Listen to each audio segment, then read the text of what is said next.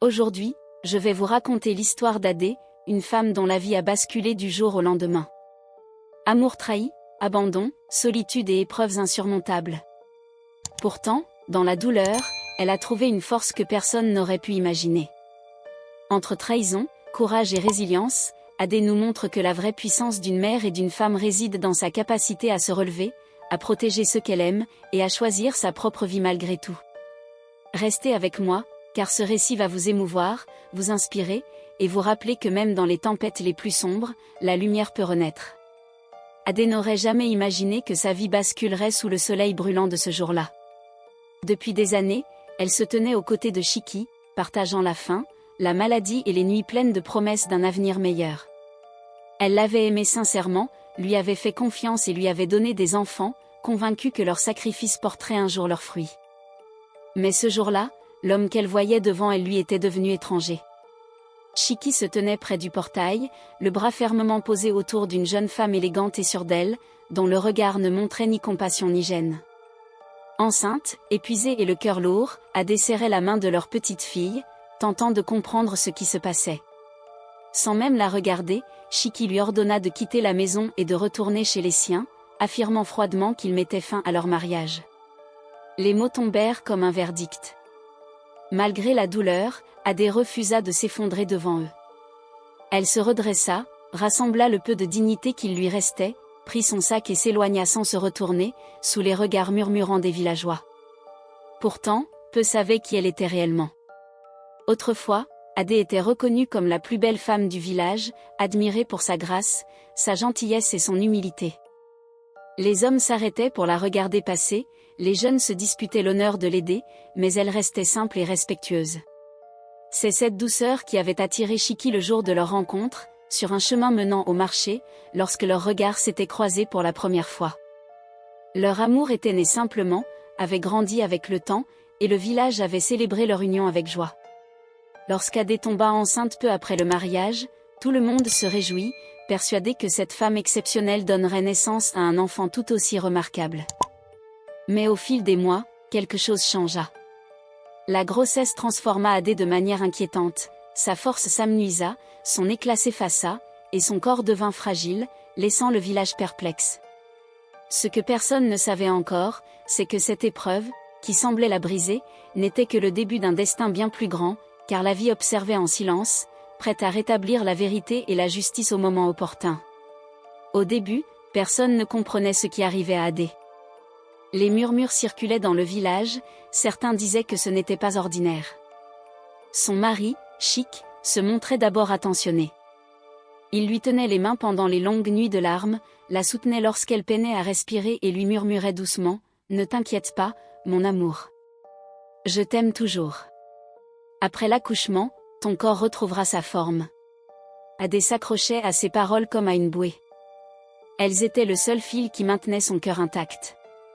Les mois passèrent, puis vint le jour de l'accouchement. Tout le village s'était rassemblé devant la hutte. Certains priaient, d'autres craignaient ce qui allait naître. Lorsque le bébé arriva, un silence lourd envahit la pièce. La petite fille était fragile, au visage creusé, avec les mêmes traits fatigués qu'Adé. À cet instant précis, quelque chose changea dans le regard de Chic. Il força un sourire devant les villageois, mais à l'intérieur, quelque chose se brisa. À partir de ce jour, Chic se transforma. Il passait ses soirées à boire, rentrait tard, parfois pas du tout. Il ne prenait jamais son enfant dans ses bras, ne l'embrassait pas, ne demandait jamais comment elle allait. Il évitait Adé, détournait le regard lorsqu'ils se croisaient. Elle tentait de lui parler, de comprendre. « Chic, que nous arrive-t-il » murmurait-elle. Mais il répondait sèchement « Je suis fatigué par le travail. » Et la discussion s'arrêtait là. 2 longues années s'écoulèrent. Leur maison, autrefois remplie d'amour, devint un lieu silencieux, chargé de tristesse. Une nuit, Chic rentra ivre. Ce qui se passa n'était ni un geste d'amour ni un moment de tendresse, mais un accident né de l'alcool et d'une affection oubliée. Au matin, il se réveilla envahi par un profond malaise. À partir de ce jour, il s'éloigna encore davantage, dormant ailleurs, évitant toute proximité avec sa femme. Quelques semaines plus tard, Adé ressentit des signes qu'elle connaissait trop bien. Elle était enceinte. La peur la saisit.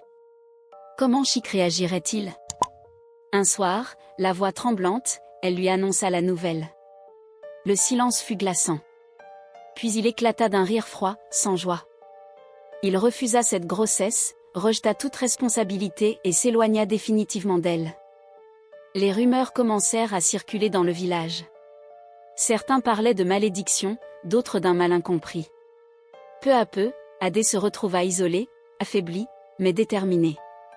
Chaque nuit, elle serrait sa fille contre elle et murmurait « Je ne t'abandonnerai jamais. Ni toi, ni l'enfant que je porte. » Les mois passèrent encore. Un jour, alors qu'elle était enceinte de 7 mois et marchait avec difficulté, Chic rentra avec une autre femme, jeune et sûre d'elle. Devant Adé, il déclara froidement « Prépare tes affaires et quitte cette maison. » Ces mots furent comme un coup de tonnerre. Le cœur brisé, tenant sa fille d'une main et son ventre de l'autre, Adé rassembla quelques affaires. Elle quitta la maison sans savoir où aller, mais avec une certitude profonde, malgré la douleur et l'abandon, elle protégerait ses enfants jusqu'au bout. Et ce n'était que le début de son destin. Elle se tenait dehors, devant la maison qu'elle appelait autrefois son foyer. Pendant un instant, Adé espéra que Chic changerait d'avis, qu'il sortirait pour la rappeler, que l'amour se souviendrait d'elle. Mais rien ne se produisit. Il ne regarda pas par la fenêtre, ne franchit pas la porte. À l'intérieur, il riait doucement avec la jeune femme qui l'avait remplacé. Retourner chez son père n'était pas une option, homme fier, il aurait été anéanti de honte si elle revenait enceinte, abandonnée et brisée. Adé refusa d'infliger cela à sa famille. Alors elle marcha, traversant la place du village, les champs, les manguiers où elle riait autrefois avec Chic. Chaque pas était plus lourd que le précédent. Ses pieds brûlaient, son ventre se contractait, sa fille pleurait doucement contre son dos. La nuit tomba, la lune se leva, et pourtant Adé continuait d'avancer. Aux abords du village, elle trouva une petite case abandonnée, vieille, poussiéreuse, fissurée, mais encore debout. Elle entra, posa son fardeau et s'effondra sur le sol froid. Il n'y avait ni lampe, ni lit, ni eau, ni nourriture, seulement le silence, l'obscurité et le poids d'un chagrin immense. Elle resta là, parce qu'elle n'avait plus la force d'aller ailleurs, parce qu'un enfant à naître bougeait faiblement en elle, parce qu'elle n'avait tout simplement nulle part où aller. Pendant ce temps, Chic poursuivait sa vie comme si elle et leurs enfants n'avaient jamais existé, se promenant fièrement avec la jeune femme, indifférent aux murmures du village. Les jours passèrent, puis les semaines. Adé souffrait en silence, son ventre grossissait, sa fille s'affaiblissait, la faim et le froid s'installaient. Pourtant, elle tenait bon, car une mère ne cède pas, même lorsque le monde tente de l'écraser. Une nuit d'orage, le tonnerre fendit le ciel. Les douleurs commencèrent.